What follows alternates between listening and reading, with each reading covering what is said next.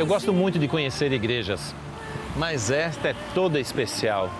E quero convidar você a investigar um pouco mais sobre o mosaico desta fachada, todo novo, na Casa da Mãe.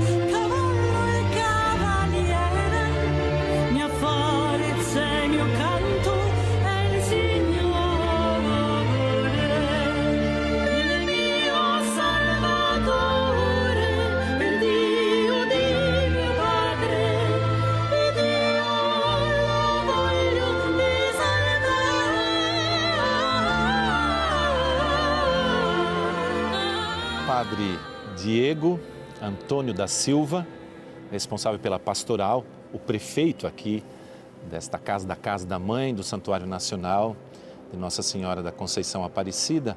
Muito obrigado por nos acolher a TV Evangelizar aqui neste templo sagrado, principalmente para todos nós brasileiros.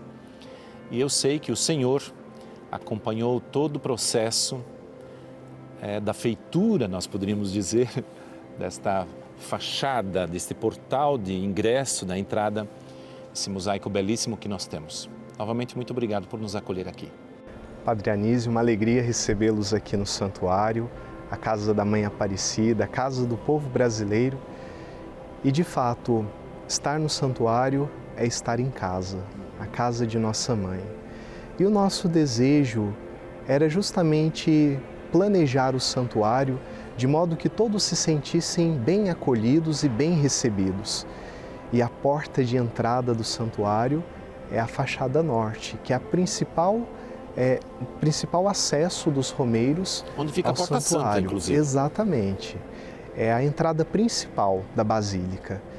E pensando, sonhando e planejando uma decoração, um projeto de finalização artística para o acabamento do nosso santuário, vários projetos, vários sonhos vieram ao nosso coração. Mas alguém sonhou primeiro, quem foi? Com certeza, o nosso querido arcebispo Dom Orlando Brandes, grande amante da Palavra de Deus, sim. E ele nos deu essa grande inspiração de retratar nas fachadas do santuário a Bíblia, a Palavra de Deus. O sonho de fazer do santuário a maior Bíblia a céu aberto do mundo. E uma grande catequese, né? Exatamente.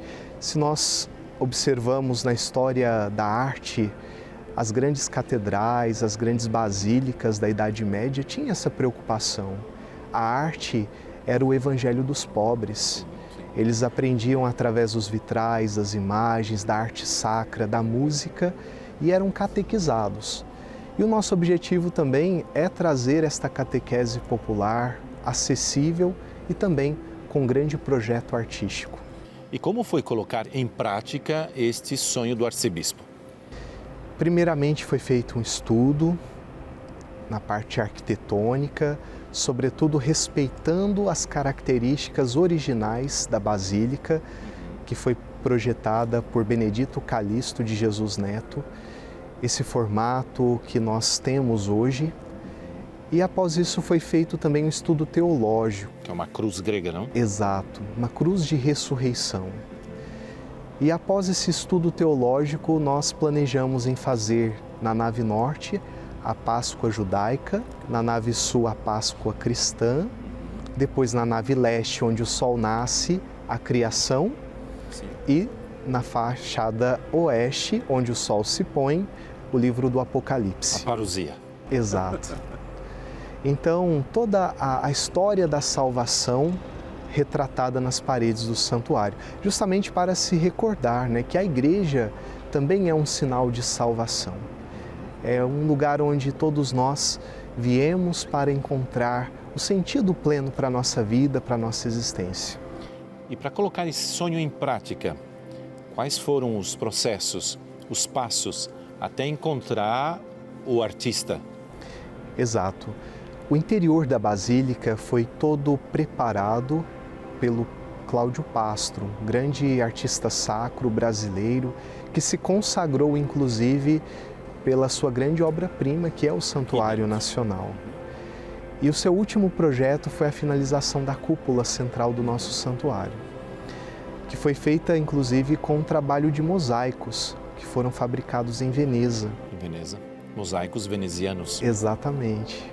E o santuário sempre teve um sonho de trabalhar com esse tipo de arte, com essa técnica artística.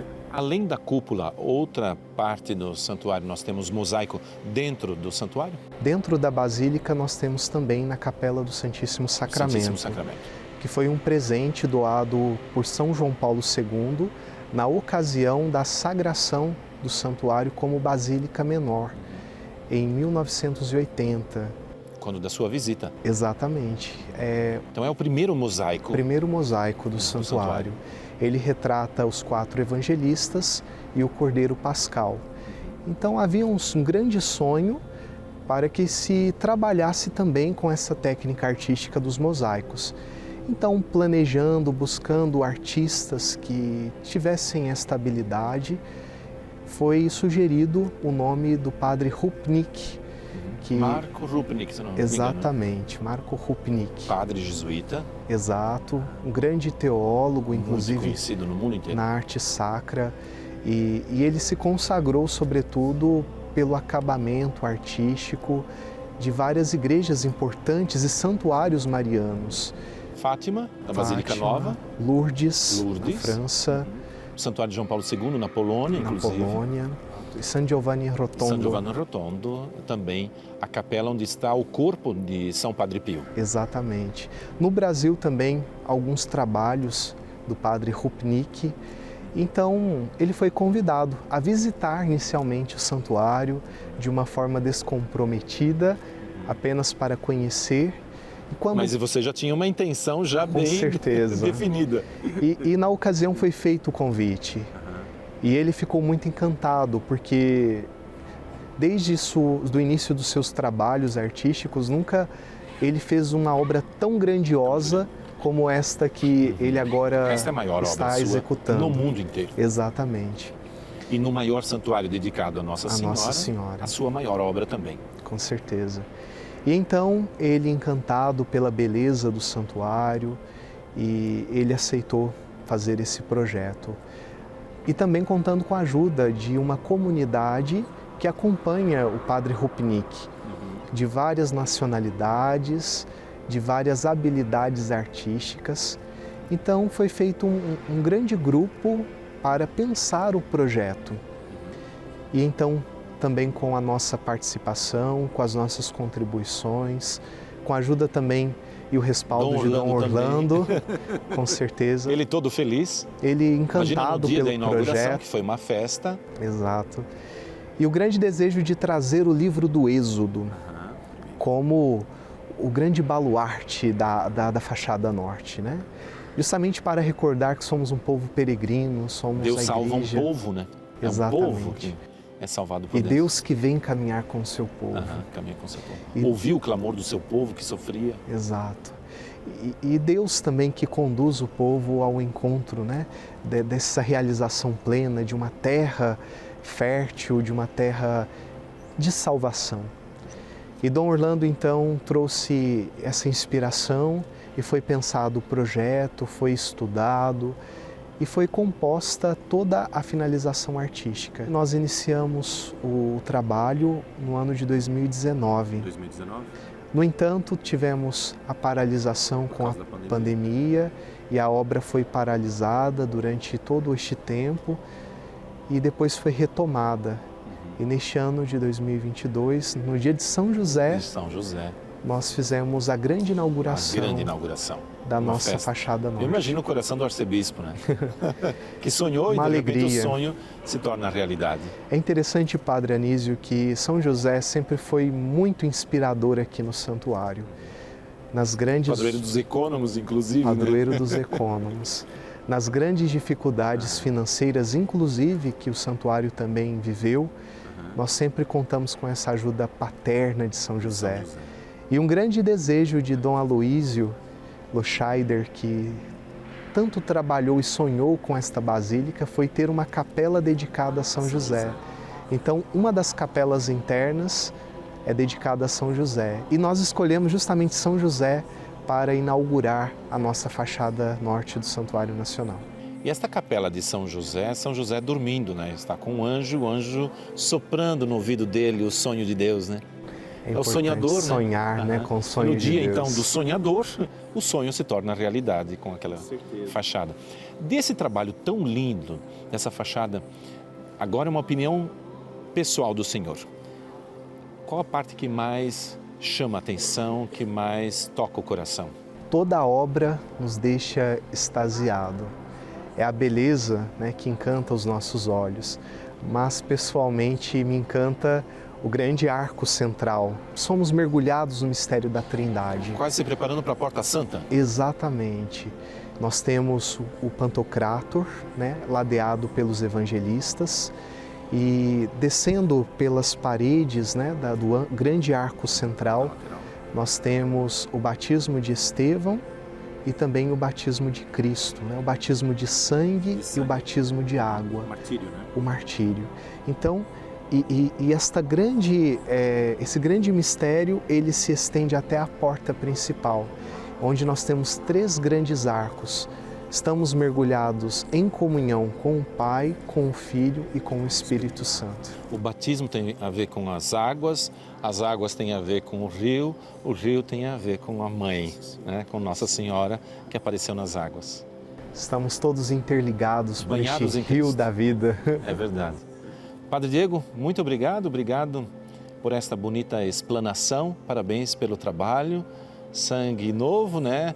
Um padre jovem, dedicando seus primeiros anos de sacerdócio aqui no santuário dedicado à nossa querida Mãe Aparecida. Muito obrigado. Muito obrigado, Padre Anísio. Primeiramente, como devoto de Nossa Senhora.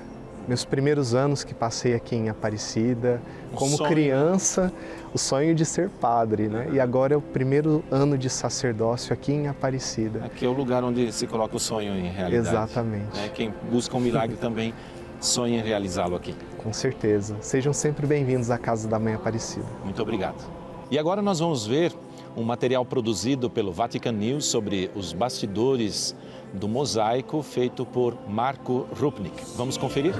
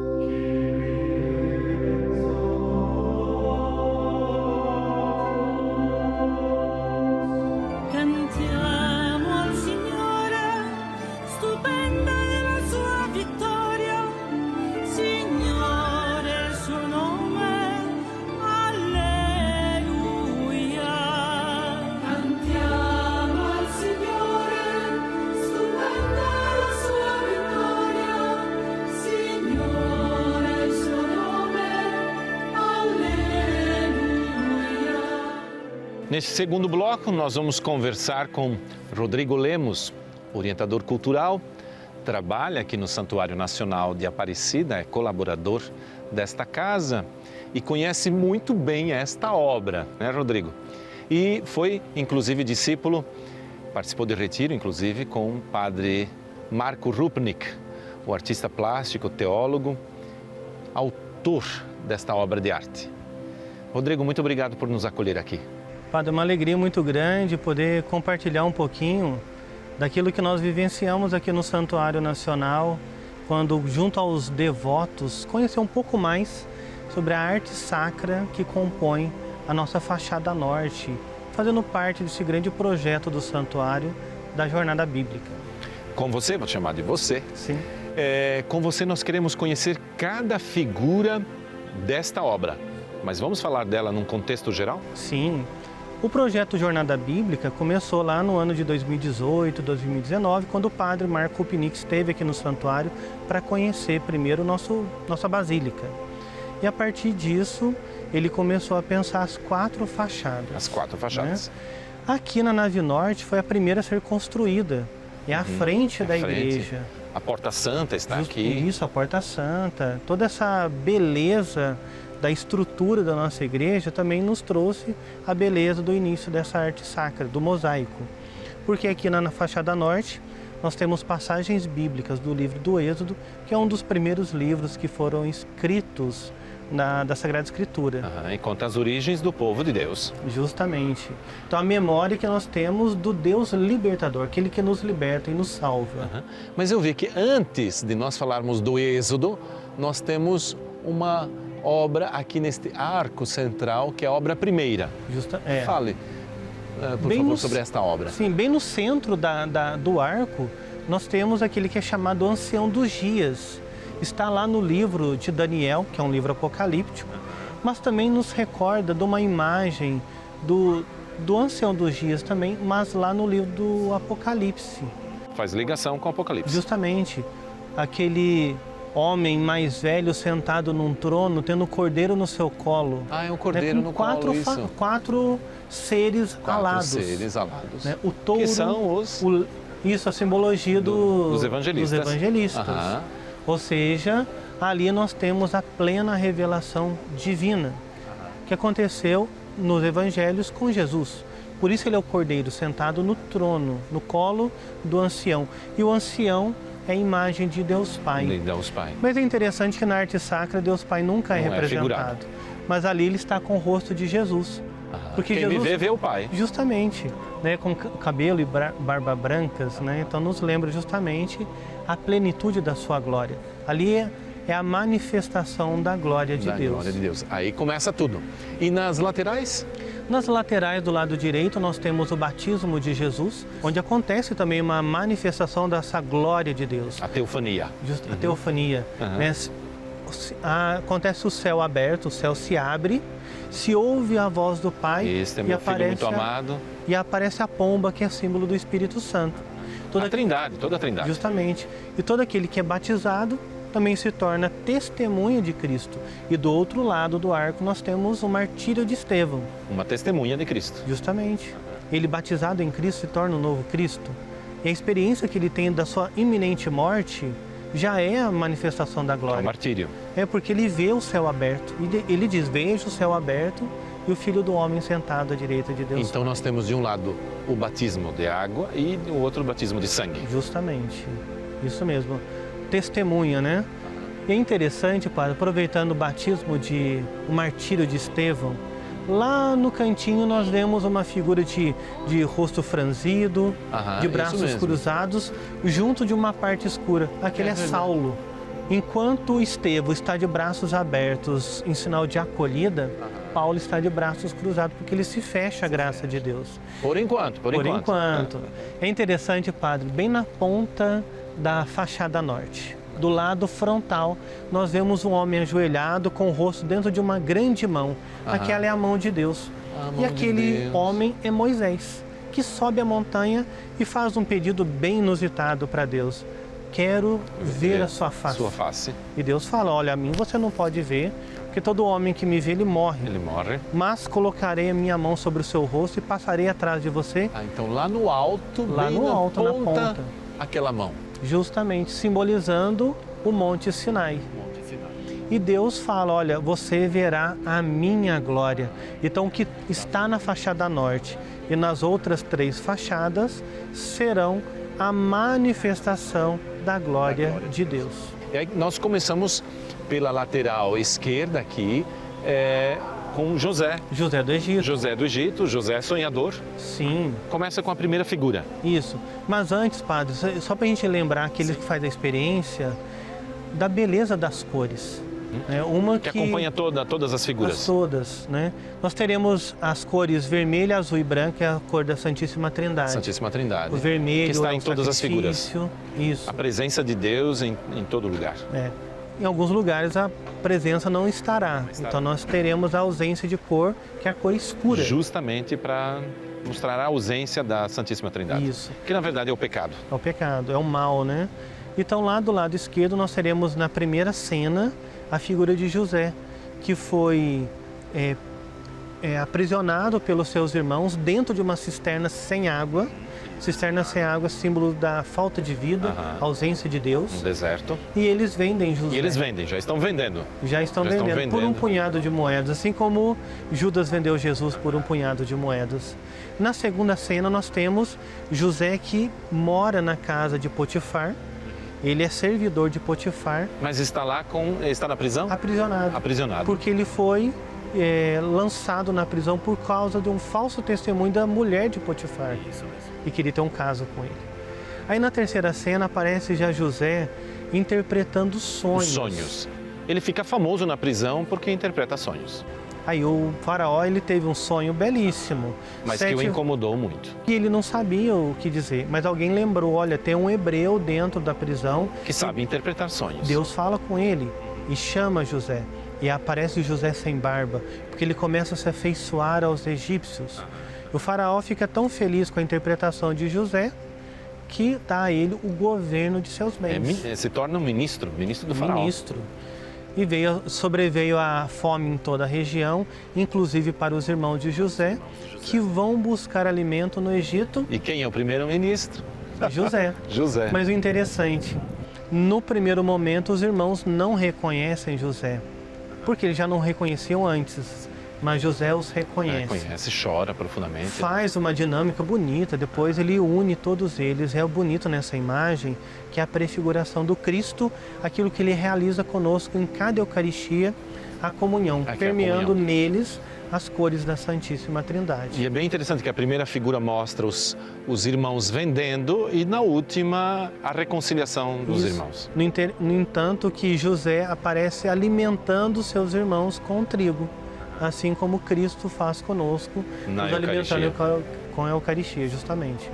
Vamos então para essa fachada frontal. E aí nós vemos os irmãos que começam a povoar o Egito, né? São fortes, porque trabalham a terra e se tornam uma ameaça para o Egito. E o faraó manda matar todas as crianças. Na verdade, aqui nós temos a dinâmica do pecado. Então, eles são oprimidos. As crianças... Já na primeira figura é da opressão? É a opressão. É a opressão. Tanto aqueles que oprimem quanto os que são oprimidos vivem na mesma dinâmica do mal. Por isso as cores escuras permeiam todos eles. No entanto, que a graça não chega até eles. Eles são muito iguais também. Sim, o rosto é igual. Eles parecem que têm o mesmo corpo porque eles vivem na mesma dinâmica. E o povo hebreu crescia em multidão, né? Era muito grande. E era uma ameaça, e o faraó manda matar todas as crianças. É verdade, isso mesmo. E aí aparece a figura de Moisés. Na outra figura. Moisés nasce numa época que não poderia ter nascido, né? E ele seria lançado no rio para matar o filho, né? O menino hebreu. Só que a mãe de Moisés o guarda por um tempo. Depois ela tece um cesto, ela joga Moisés. Só que ela de uma outra forma, porque ela sabia que... Ela sabia quem poderia... tomá-la. Nas mãos de quem poderia cair. Justamente, e ela sabia o exato momento que a filha do faraó se banhava e lança Moisés. Moisés vai para os braços da filha do faraó. No entanto, que ela está de braços abertos em sinal de acolhida. É um braço forte, porque ela acolhe com amor. E essa é a E interessante, figura. Padre, nessa figura é que a filha sabia qual que era a lei do seu pai. Matar as crianças. Mas ela segue a lei do seu ventre e não a lei do seu pai. E assim Moisés ele cresce dentro com uma boa educação. Justamente, né? Junto com os egípcios, só que reconhece que ele é hebreu. Ele vê um hebreu, num determinado momento, sendo injustiçado, maltratado, e ele resolve fazer justiça com as próprias mãos. Ele pisou na bola nessa hora. Eu acho que ele pensou que essa seria a justiça, né? Isso. Como muita gente hoje ainda continua pensando assim. Ele achou que ele era o protagonista da justiça.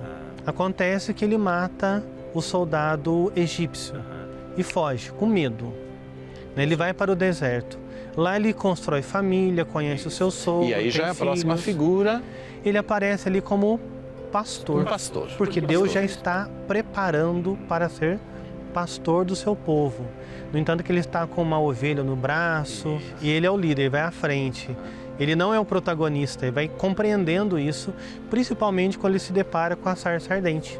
Pois é a próxima figura, a da sarça ardente. Porém, Rodrigo, uma coisa que me chama a atenção na sarça, parece que eu vejo a figura de Nossa Senhora lá. É? Isso mesmo. O que tem a ver Nossa Senhora com Moisés? Padre Rupinique nos explica que os primeiros padres da igreja, os primeiros teólogos da igreja, lá da igreja primitiva, faziam essa analogia entre a sarça ardente, o arbusto que não pegava fogo, né, que pegava fogo e não se consumia, com Maria que gera Deus dentro de si. Porque assim como nós vimos antes, Moisés queria ver a Deus, ele não podia ver porque senão ele morria. Maria, ela gerou Deus e nada aconteceu, ela não morreu. Assim como a sarça pegava fogo, mas não se consumia justamente. No entanto, que na Porta Santa nós temos o anúncio do anjo Gabriel. E nós vamos então para a parte superior? Sim. O que nós vemos lá? Lá Moisés, já recebendo o chamado de Deus para levar a libertação ao povo. É Moisés e Arão? Arão, isso mesmo. Leva a libertação ao povo, mas o povo não recebe. Ele não aceita, ele quer permanecer na escravidão. E Moisés aparece viciado, ali... né? 400 anos. Isso. E Moisés aparece ali meio sem saber o que fazer, porque ele vai levar a libertação e o povo não aceita. E ele vai depois para conversar com o faraó, para libertar o povo. Já é a próxima cena então com o faraó. Isso. O faraó está inclinado para o lado, Tá não se importando. Assim como a posição costas. de Saulo, de braços cruzados, fechado ao chamado já começa à com uma libertação. das pragas, não? Aquelas cobras. Ali ainda não. Foi um prodígio de Deus. Aquele Deus foi um prodígio que... Ah, sim. Na frente dele. Foi. Isso, que lançasse o cajado para se transformar numa serpente. Aham. Isso mesmo. Foi o primeiro prodígio. E aí, numa só figura, nós temos todas as 10 pragas? Todas as 10 pragas. Porque o faraó era aquele que se considerava um Deus de todas as coisas. E as 10 pragas não são uma maldição. Tem muita gente que acredita que são maldições. Mas as 10 pragas são a constatação de que o faraó não tem poder sobre nada. Um grande aviso. Um grande aviso. No entanto que ali o trono está despedaçado, o rosto deformado, o trono não tem base. É verdade. E a última praga é a total ruína, que é a morte dos primogênitos. Dos primogênitos que estão aos pés do faraó. Isso, um rei sem descendência acaba por ali mesmo. Acontece com o faraó. E o próximo que é a instituição da Páscoa judaica. A instituição da Páscoa judaica, é o com memorial. Cordeiro imolado, que tem a ver com a última praga. Justamente. É o memorial, né? E lembramos que pelo comer o homem experimentou o pecado lá em Adão e Eva. Sim. E é pelo comer que o homem será liberto desse pecado. E essa Páscoa ela segue com a passagem, na verdade, do Mar Vermelho. Isso mesmo. E é interessante aqui no Mar Vermelho a sensibilidade do padre Rupinique. Ele colocou uma quando família. Ele coloca o homem com o menininho com as cores afrodescendentes, a mulher com a menininha com traços indígenas. O povo que já estava aqui no Brasil. O povo brasileiro. Justamente. Então brasileiro. Nós somos peregrinos. Nós somos peregrinos. Com uma libertação eterna. E Moisés aponta para onde? Para dentro da igreja. Para dentro da igreja. Aquilo que nós celebramos dentro. Bem legal. É a libertação, é a libertação, a Páscoa. E nesta faixa do lado direito, começamos com as figuras superiores. Isso, os eventos, as últimas. Os eventos do deserto. Lá no primeiro nós temos o povo que começa a ter nostalgia. Padre Rupinique ele fala que é o maior pecado do ser humano é voltar-se para o passado. As saudades das cebolas do Egito. E prender-se ao passado. Não Hoje isso não é um problema. Não, nosso povo não acontece mais isso. E Deus envia as codornizes e o maná para alimentá-los. Mesmo assim, não estão satisfeitos. Justamente. E depois o povo começa a murmurar, a reclamar. Olha, o Moisés nos tirou do Egito para nos fazer morrer de sede no deserto. E ali que é interessante, padre, porque naquela figura nós vemos Moisés ferindo a rocha, mas um arco quebrado. Porque Deus manda Moisés ferir a rocha uma vez. Ele duvidou. Ele fere duas. Vezes. E ali ele não entrou na Terra Prometida. Não, porque ele quebra a aliança. Mas Deus é misericordioso, chama Moisés para o Monte Sinai, dá a ele as tábuas da lei. As tábuas da lei. Ele Mas aparece, o que acontece com o povo? O povo fabrica o bezerro de ouro. Como hoje também isso não é uma realidade, né? É uma coisa do passado. E isso é um sinal de idolatria. Até hoje, né? Fazer aquilo que nós queremos, né? Que Deus faça a nossa vontade. Mas Deus é bondoso, Deus é compassivo, Ele é eternamente misericórdia. Ele quis morar no meio de nós, Ele arma a sua tenda, que é a última cena. É o Shekinah. É a Shekinah, justamente. E é interessante um detalhe ali, primeira construção minuciosa, tem um projeto, Moisés está lá ditando como que deve ser escrito, deve ser feito, mas ali aparece uma mulher tecendo a parte interna da tenda, e onde ela está tecendo tem diversas tonalidades da cor vermelha que simboliza a carne humana. Ali é a prefiguração de Maria, que teceu no seu ventre a tenda da nova eterna aliança, que é Jesus. Ela é a arca, né? A arca Ela da é a nova arca da aliança é Maria, né? Isso mesmo. E assim nós podemos conhecer um pouco mais da Fachada Norte, que não é um livro lá do passado, mas nós somos convidados a partir dessa leitura se encontrar nas figuras, né? Justamente. E Rodrigo, falando em se encontrar nas figuras, de todas, eu já escolhi uma para mim que eu achei assim tremenda. Essas 10 pragas aqui eu achei, tem muita coisa bonita, muito colorido e ela tem um significado, né? Até a desfiguração do faraó. Mas e para você, Rodrigo, qual é a figura que você fala para as pessoas, explica aqui, qual que para você pessoalmente mais lhe chama a atenção? A última cena. Atenda. Justamente, eu gosto de levar o devoto para bem perto dessa cena, não apenas para contemplá-la, mas lembrar essa misericórdia de Deus. Mesmo com nostalgia, querendo voltar ao passado, a dinâmica do pecado, mesmo com as murmurações, idolatria, Deus quer morar no meio de nós. Esse é o movimento dele. Ele quis descer e habitar em nós. Amém. Muito obrigado. Rodrigo, linda aula, lição que nós tivemos no programa de hoje e agradecemos imensamente a sua generosidade conosco. Obrigado, Padre. Estamos sempre à disposição. Deus te abençoe.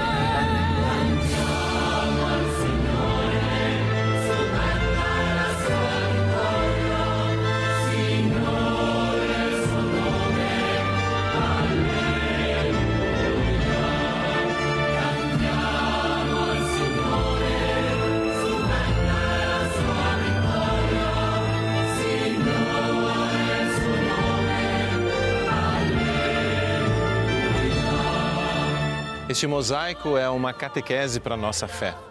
Vamos aproveitar este momento para contemplar.